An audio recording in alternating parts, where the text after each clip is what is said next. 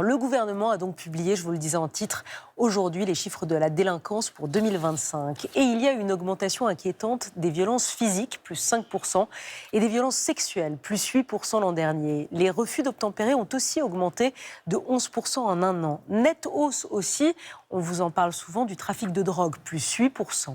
En revanche, les vols de voitures sont en baisse de 9% et les cambriolages en baisse de 3%.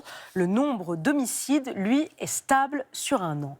La sécurité, c'est l'une des préoccupations principales des Français. Et on part d'abord à Valence, dans ce grand format, pour un reportage édifiant. Valence, c'est une ville qui est touchée par le narcotrafic et les règlements de compte. Eh bien, elle a déployé les gros moyens. En 10 ans, les effectifs de la police municipale ont été multipliés par 2 et les résultats sont là. La preuve en images. Caroline Sins, Julien Delage et Olivier Sauvert. Elles sont l'œil de la police municipale. 300 caméras de surveillance fixées sur Valence. Jour et nuit, elles traquent les délinquants. Ce jour-là, le regard du directeur de la police est attiré par un comportement suspect. Dans un quartier sensible, un homme est filmé en train de vendre des stupéfiants. Il cache la drogue sous une pierre. Les policiers municipaux partent pour les interpeller en flagrant délit. Ils interviennent appuyés par des motards. Bonjour monsieur, vous restez ici s'il vous plaît, vous mettez là. Ils interpellent l'individu. Tournez-vous, quelque chose de dangereux sur vous? Et ils retrouvent la drogue. Sous le rocher, vous voyez, carrément dans la flaque d'eau.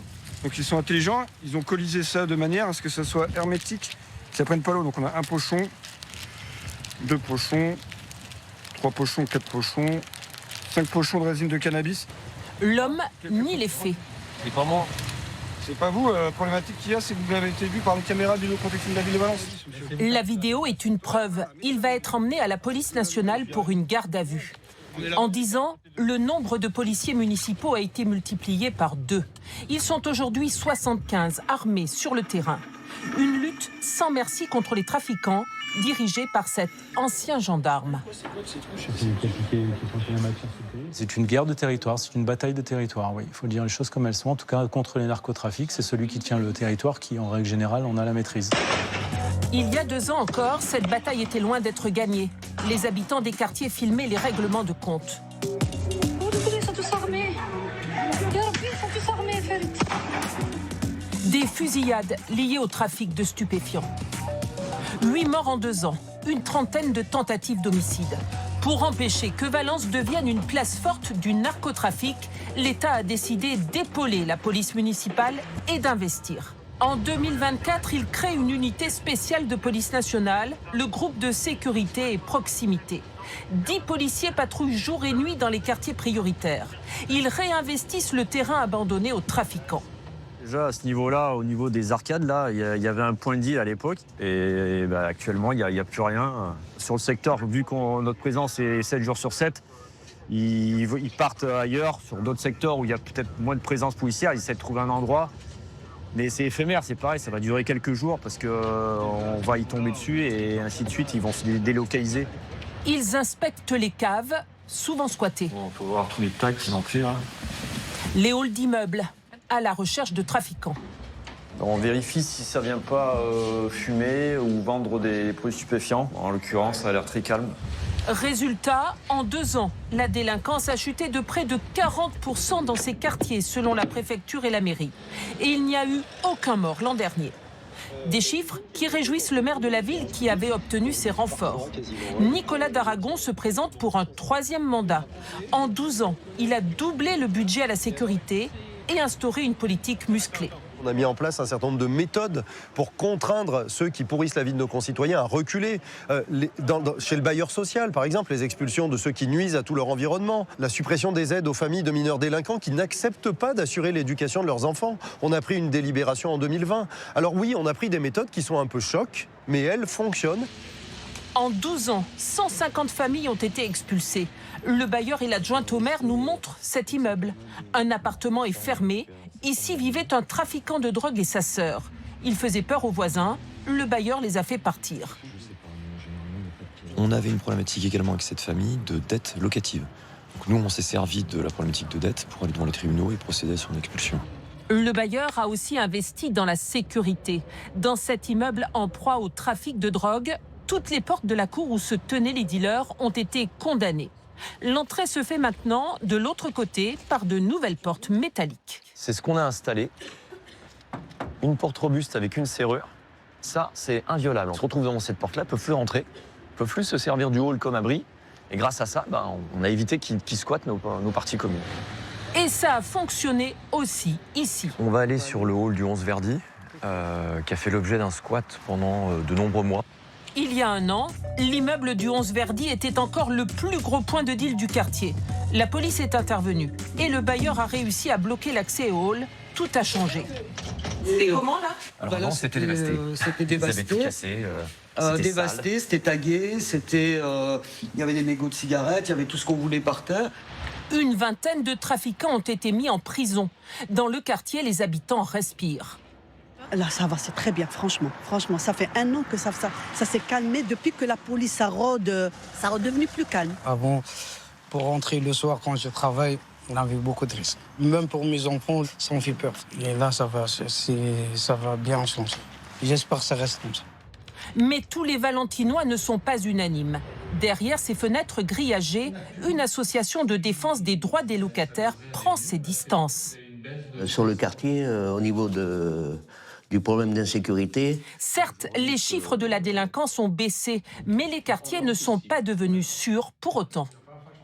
De temps en temps, on entend des tirs de Kalachnikov. Il n'y a pas longtemps, rue Tino Rossi, plus des coups de couteau sur la place de la Tour de l'Europe. Donc ça existe encore. Dans les Hauts de Valence, la plupart des commerces sont fermés. Sur les rideaux, les traces des règlements de compte. Pour les opposants au maire, la politique sécuritaire ne peut pas suffire. Le problème de ce quartier, c'est que les services publics ont disparu, c'est qu'il y a une très grande pauvreté. Le salaire médian, il est à 691 € par mois, qu'on a une pauvreté qui est endémique avec 46% des habitants de ce quartier qui vivent sous le seuil de pauvreté. Et pourtant, c'est un quartier extrêmement jeune. À Valence, 23% des jeunes sont au chômage, c'est 4 points de plus que la moyenne nationale. L'emploi, comme la sécurité, seront sans doute les clés du prochain scrutin. Et je vous laisse découvrir les 5 autres candidats au municipal à Valence. Toujours dans notre grand format, après les montres de luxe, après les bijouteries, c'est maintenant la maroquinerie qui est prise pour cible par les cambrioleurs. Boutique défoncée à la voiture bélier, atelier de confection braqué. L'objectif des voleurs, c'est voler des sacs Hermès, Chanel ou même de marques beaucoup moins chères. Enquête, Éric Pelletier, Esteban Bignon et Sarah Lerche. Des sacs à main de luxe à plusieurs milliers d'euros chacun, jetés à la hâte dans un vulgaire sac à gravats. Un vol express dans une boutique spécialisée réalisé en quelques minutes. Les voleurs qui ont brisé des vitrines avaient tout prévu, jusqu'à ce masque en latex pour ne pas être identifiés. Pour s'emparer de la marchandise, parfois des méthodes plus expéditives encore. Comme cette attaque à la voiture bélier en plein Paris contre cette boutique Louis Vuitton. Nous avons pu rencontrer l'un des policiers de la brigade de répression du banditisme qui a enquêté sur ces affaires et arrêté l'une de ses équipes. Il a souhaité rester anonyme. Pour lui, pas de doute, ces attaques portent la marque de gangs spécialisés. Ce sont des équipes qui vivent en cercle fermé et très aguerries. On est à 30-35 ans, 40 ans, donc il y a vraiment une technicité. Selon nos informations, certains font même désormais appel à des dispositifs dernier cri, comme on le voit dans cette reconstitution. En juillet dernier, un cambrioleur, visage dissimulé, passe par les toits en pleine nuit. Sur le balcon, il branche un brouilleur d'ondes. À l'intérieur de la société, l'alarme est désactivée. Une centaine de sacs Hermès, Vuitton, Chanel ou Dior raflés en un quart d'heure. Butin, 1 million d'euros. Cette boutique de seconde main haut de gamme a été braquée il y a quelques années.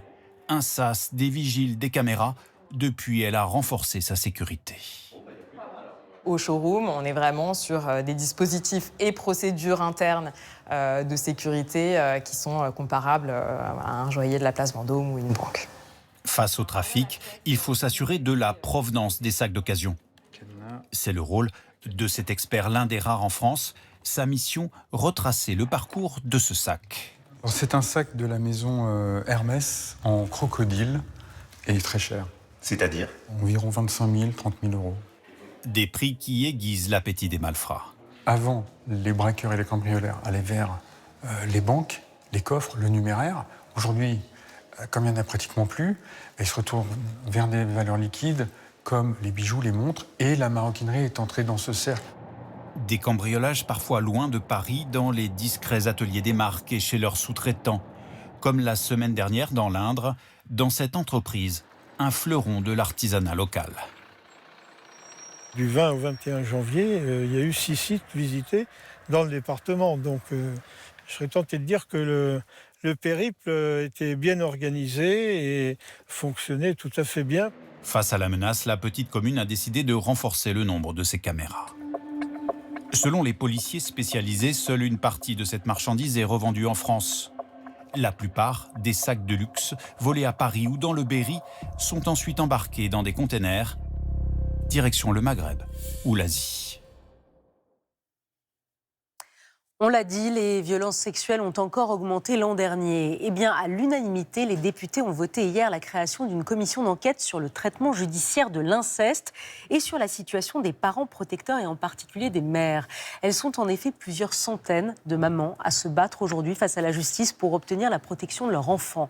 Je vous propose d'entendre ce témoignage très fort de Séverine Durand, obligée par les juges à confier son enfant à son père, qui est pourtant soupçonné d'inceste. Carole Guyon, Élodie Delevoye.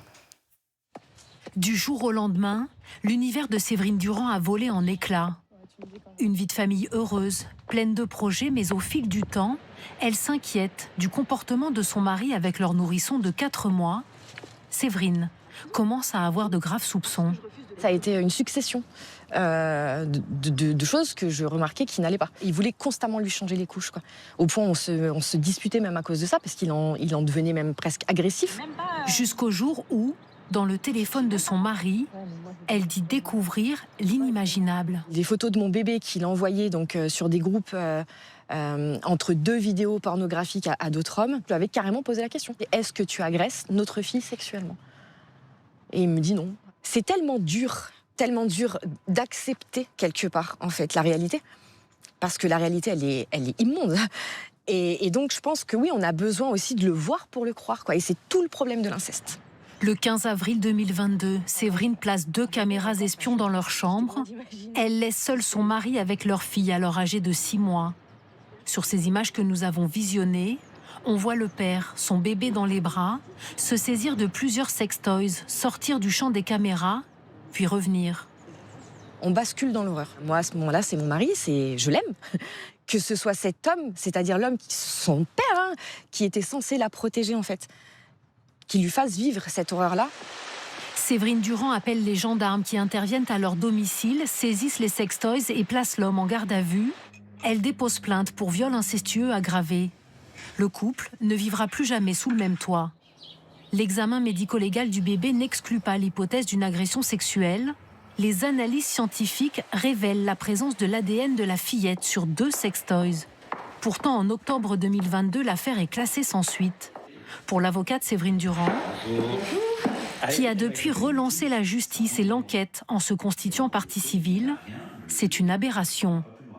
D'un côté, on classe sans suite. D'un autre côté, le parquet a dit qu'effectivement, il y avait des éléments graves et concordants qui laissaient penser que l'infraction avait pu être commise. Allez comprendre. Un choc pour cette mère de famille, d'autant que son mari a entre-temps obtenu d'un juge aux affaires familiales un droit de visite en présence d'un tiers.